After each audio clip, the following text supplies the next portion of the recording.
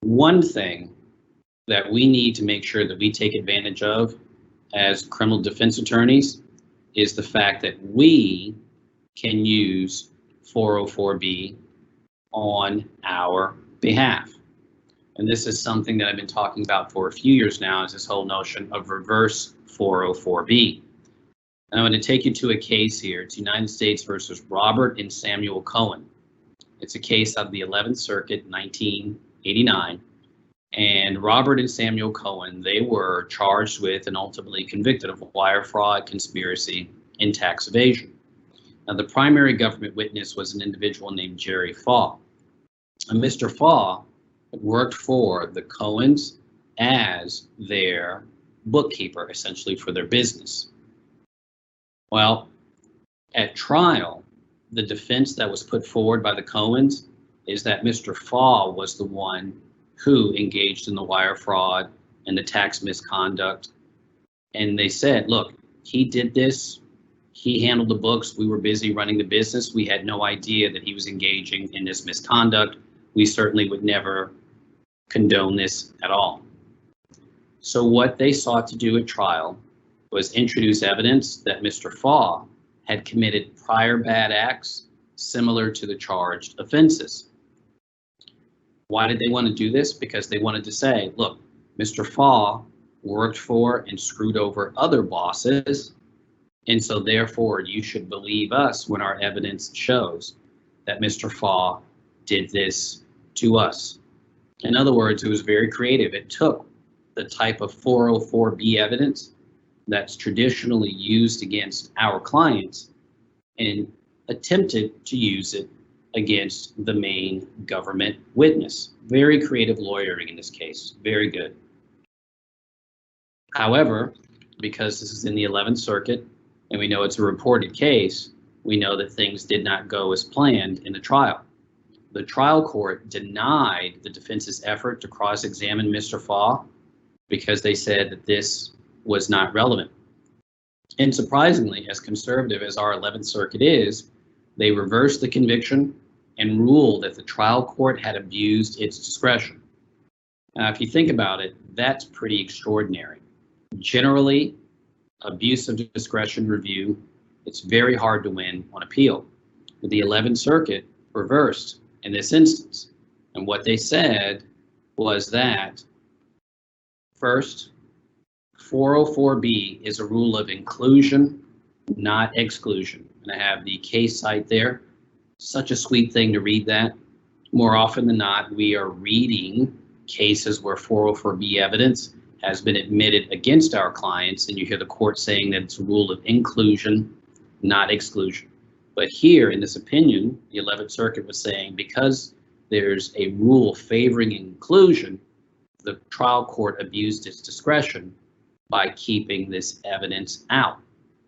The other thing that they said in this case, which is particularly important, is that the standard for admission of 404B is relaxed when it comes to evidence introduced by the defendant.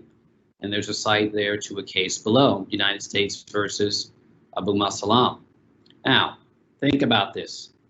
In this case, the court made a very important point here, which is when 404B is being introduced against a defendant, what happens if it is improperly introduced? Well, you have someone who could end up being convicted based upon information that should have been kept out, and the consequences for the defendant in a criminal case are always much more severe than the consequences for the state. If the state loses, there's been time and expense and some embarrassment, but that's it.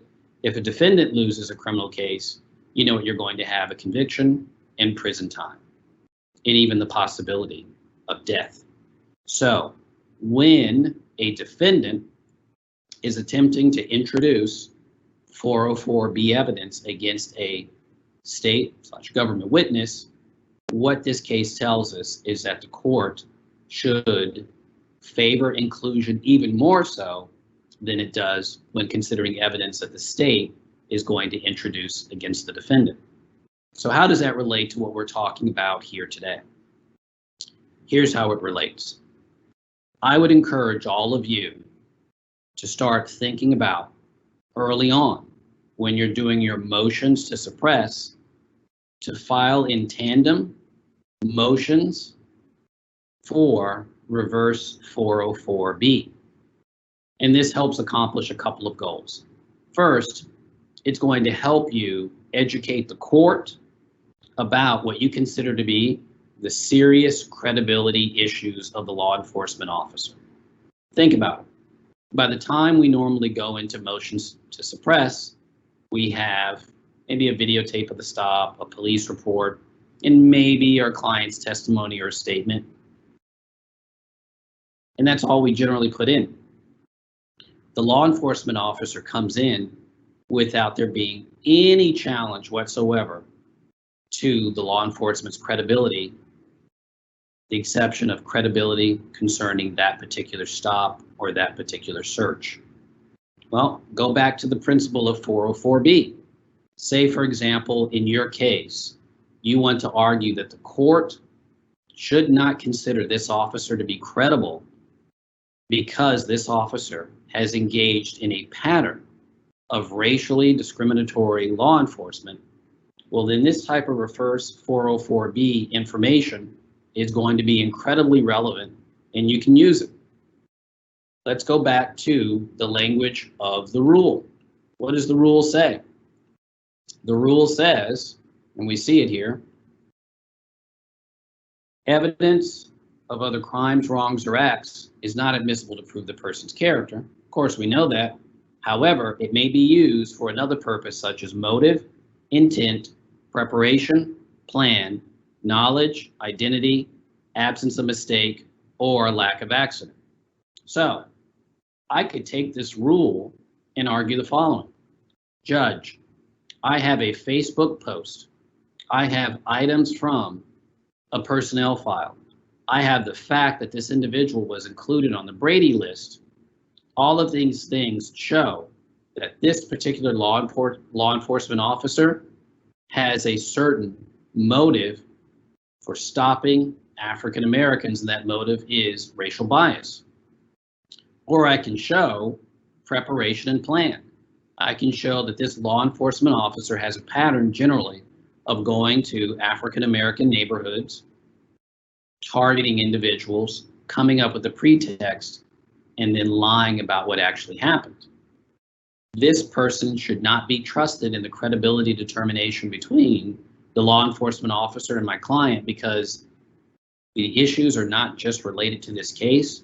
There's a long-standing history and pattern here.